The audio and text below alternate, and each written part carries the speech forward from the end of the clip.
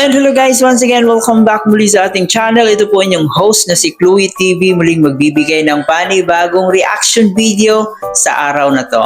Bago ang lahat, gusto ko lang kayong pasalamatan sa inyong walang sawang pagsuporta dito sa ating channel, sa ating buong team Kalingap, at syempre nagpapasalamat po tayo sa ating mga sulit supporters, especially sa ating mga OFW na walang ibang libangan kundi manood dito sa ating munting channel. Ayan guys, marami pong salamat sa inyong lahat. Alam kong napanood nyo na po ito at alam kong medyo huli na po tayo, pero ngayon hindi tayo mawawala ng reaction video about nga po doon sa yakap issue ni Kalingap Mikoy. Marami kasi tayong mga nakikitang mga supporters na nag-away-away dahil nga po daw dito sa yakap issue na to. Siguro para sa akin din guys, no? Ito ay para sa akin lang. I don't think na kailangan talaga ni Mikoy mag-explain doon sa mga bashers, no? So, para sa akin, yung bashers kasi, pag bashers ka talaga, kahit ano pang ipaliwanag mo, hindi yan maniniwala. At higit sa lahat, hindi yan makikinig. Kasi gusto nilang paniwalaan kung ano yung nasa isip nila. But in the other side naman guys, syempre kailangan din magpaliwanag ni Kalingap Mikoy doon sa mga totoong supporters talaga ng Micres. No? Kasi para maliwanagan din, kasi may mga tao na nadala lang dahil doon sa kanilang nababasa, kaya nagiging toxic din po sila. Kaya siguro mas mabuti rin na magpaliwanag din si Mikoy para hindi ma-infected yung mga totoong supporters talaga. Kasi yung mga ibang supporters, pag nakabasa yan ng mga negative, ng mga toxic comments, yung iba nadadala rin yung mga emotions nila. Mamaya ng konti guys ay ating balikan at panoorin natin muli yung kanyang live. Saan nga po in-explain niya dito yung totoong nangyayari. Kung ano nga ba talaga ang nangyari doon sa yakapan issue na yon. So bago ang lahat, huwag kalimutan mag-subscribe sa ating channel, paki-like and share na rin itong video para i-comment pa tayo ni YouTube. At higit sa lahat, palagi nating suportahan ang nag-iisang ama ng Kalingap na si Kuya Bal Santos Matubang at Edno Vlog in Kalingap Rab. Nandyan po ang ating Keyboys, Kalingap Partners, mga charity vloggers sa Pilipinas na tumutulong sa ating mga kababayang mahihirap. Suportahan po natin sila. At aking mga kasamang Kalingap Reactors, huwag din po nating kalimutan lahat po ng mga legit Kalingap Reactors. Kaya naman guys, para mas maintindihan pa natin kung ano nga ba ang laman doon sa kanyang live, panoorin na muna natin itong video na to at saka tayo magbigay pa ng ating opinion pagkatapos nito.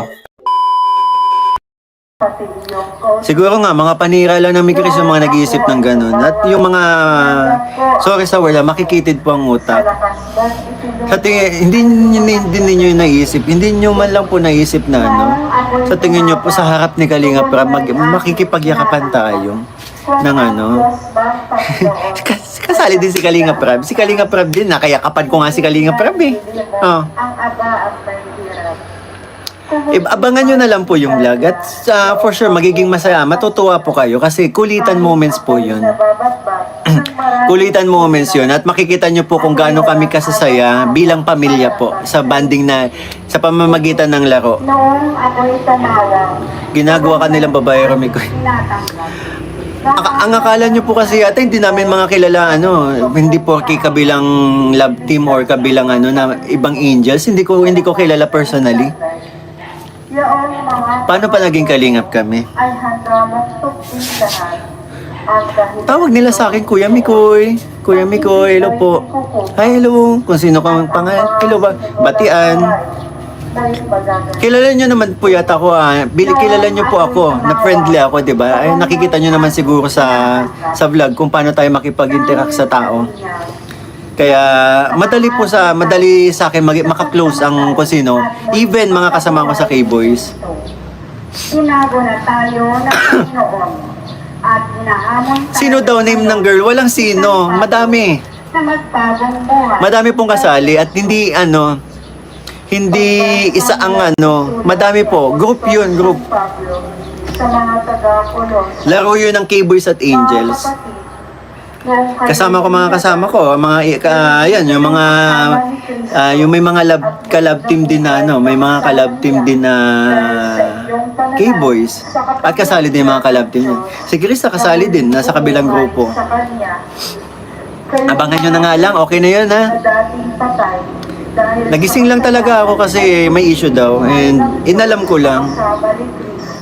And pinatawad niya tayo sa doon ko napagtanto na pinawalang bisa hindi lahat solid. kasulatan laban sa atin, pati mga pananagutan kaugnay nito. Ang mga basyo naghanap butas para may masabi ko ano na lang pinagsasabi. Nang ipako sa OMG, sa tingin nyo, makikipagyakapan ako in front of my honey? My God! Hindi ko magagawa sa kanya yun.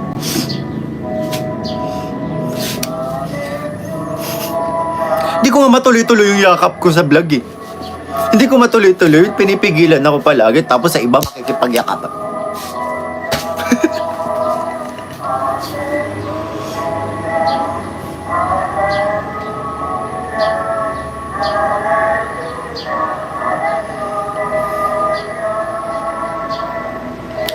And actually kung mga basher lang naman yan, deadma ako. Kaso may mga ano na po eh. Sabi nagkakagulo. May mga nakarating na din sa amin na nagkakagulo na daw ang GC. For sure, yung mga nakapasok po sa GC ninyo, hindi yun solid. At gumagawa lang yun na ano, naghahanap lang yun ng kakampi para magalit kayo sa amin or sa akin. Sipain na yun. May mga ganyan.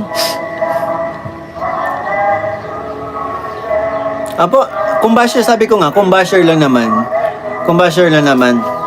wala tayong bakit dyan. Kaso kung may mga nadadamay na inosente na yung mga inosente na naniniwala naman sa atin, tapos nadadala sa mga salita ng basher na nakapasok, hindi ko hayaan yun. Mahal ko ang mga supporters natin.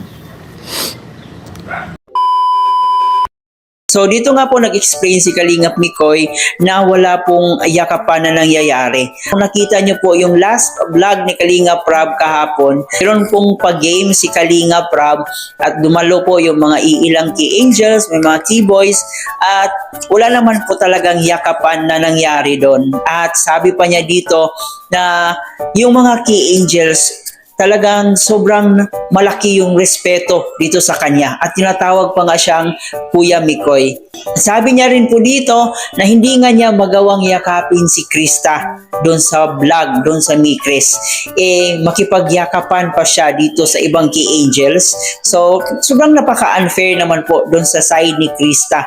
Kaya guys, yung mga Mikris supporters natin, sobrang nag-alala talaga dito sa issue na to. No, although hindi naman siya ganun talaga kalala na issue, pero yung mga ibang bashers talaga, binibigyan talaga nila ng dahilan para mas lumaki pa yung issue na to. Kasi nakikita nila na habang tumatagal, mas lalong nagiging malakas yung views ng Mikris, habang tumatagal mas marami ang sumusuporta sa Mikris, kaya gumagawa sila ng paraan para sirain yung Mikris natin. So yun yung mga ginagawa nila. At alam kong hindi lang naman Mikris yung puntirya nila. Lahat po ng mga love team na nakikita nila na sikat, like Jomcar, Edsy, hindi talaga sila titigil na hindi mabuwag yung mga love team natin. Kaya siguro, nasasabi ni Kalingap Prab doon sa kanyang upload na parang dumating sa point niya na gusto na niyang itigil ang love team kasi ang dami na talagang toxic. Habang tumatagal, alam natin na mas lalong sumisikat ang Mikris, marami din po ang hihila sa kanila pababa.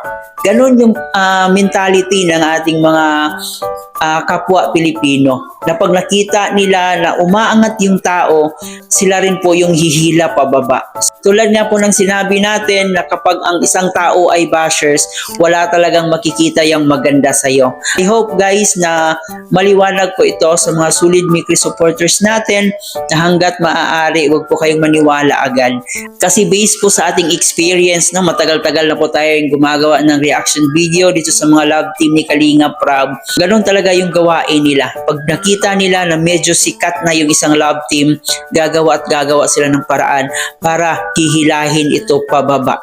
Kaya expected na po natin yan kasi alam natin na habang tumatagal, mas nagiging sikat at mas nagkakaroon ng maraming supporters ang Mikris natin. Sa ating mga solid Mikris supporters, mag-focus po tayo sa ating pagsuporta. Huwag po tayong mag-focus doon sa mga negative na nakikita natin. Tulad nga ng sinabi ni Kalingap Mikoy na yung mga taong gumagawa niyan, hindi sila yung totoong solid supporters talaga.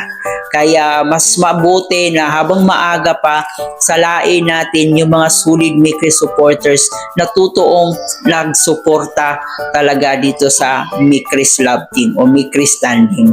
So I hope guys nag-enjoy kayo. Please don't forget to subscribe na my channel, paki-like and share na itong video. Paki-comment po dyan yung opinion nyo patungkol dito.